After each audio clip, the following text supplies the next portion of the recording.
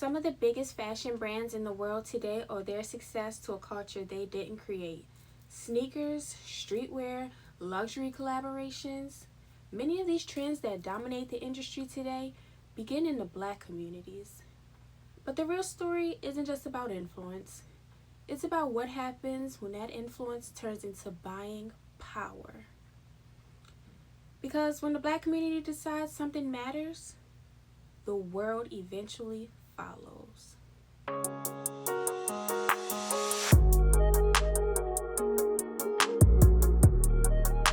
Hey y'all, my name is Camille and welcome back to my palace.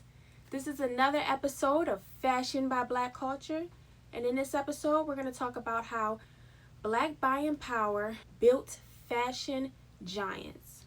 So without further ado, on to the video. So let's start off by talking about sneakers. One of the biggest fashion brands in the world became a cultural powerhouse through the influence of one athlete and the community that embraced his shoes. Let's talk about Michael Jordan.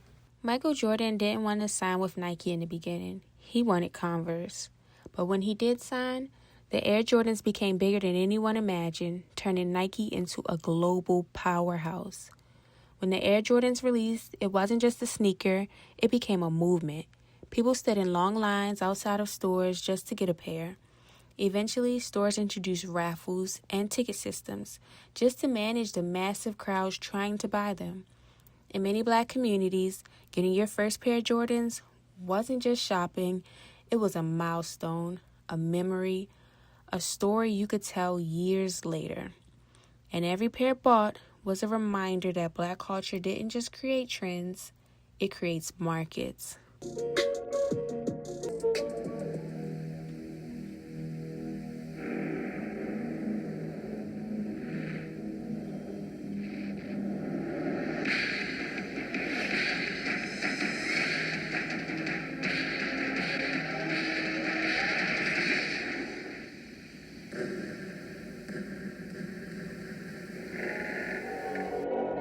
The sneaker may have had Jordan's name on it, Nike may have made billions from it, but the real power came from the culture that chooses to wear it.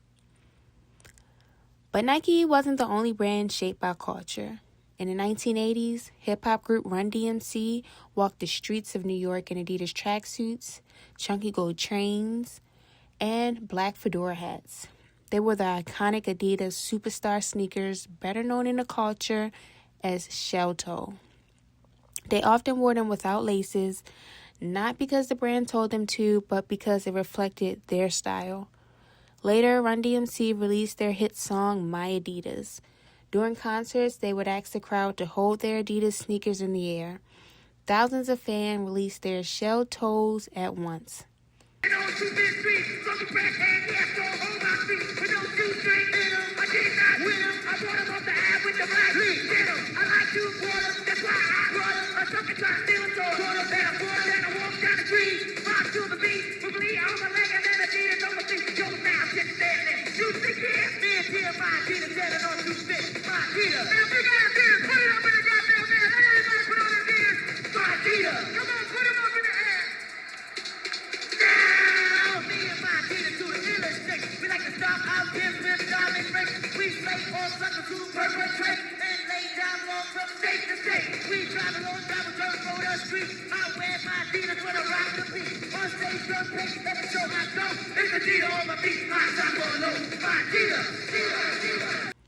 That moment caught the attention of Adidas executives, and it led to the first major endorsement deal between a hip-hop group and a sportswear brand. These brands didn't just sell products to culture. The culture helped build their success. A German sportswear company became a cultural powerhouse in America. Not through marketing campaigns, but through hip-hop, Black community, and the people who chose to wear it. Black consumers don't just notice trends, they set them in motion. The brands that dominate today didn't get there by accident. They got there by listening to the streets. Sneakers, streetwear, luxury collaborations, The culture creates demand, and demand drives profit. Take the hype behind the limited edition sneakers and streetwear drops when communities rail behind a product and it becomes more than just a shoe or a hoodie. It becomes a statement, and brands notice. But buying power works both ways. Communities can also send a message by choosing not to buy. Recently, Target faced backlash after removing hiring goals for underrepresented groups and shutting down an executive committee focused on racial equity. For many consumers, those decisions felt like betrayal from a company they once supported. And that reaction had consequences. Target reportedly saw billions wiped from its market value and noticeably a drop in store traffic. When companies change their commitments to diversity and inclusion, communities notice, and sometimes those decisions affect where people choose to spend their money. The black buying power in America is estimated at nearly $2 trillion.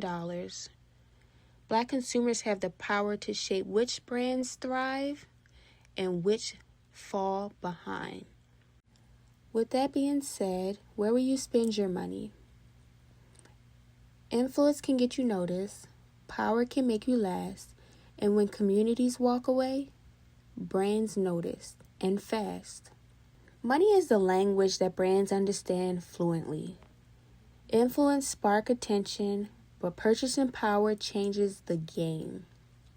Black culture has always shaped fashion, but shaping culture and controlling the industry are two very different things. If black culture drives fashion trends, why do so few black communities control the brands that profit from them? Is cultural influence enough if economic ownership never follows? And what would fashion look like if the communities that inspired it also controlled its future? Style may start with creativity, but power starts with ownership. Tell me, where will you spend your money? I hope you guys enjoyed this episode of Fashion by Black Culture. And until next time, bye guys.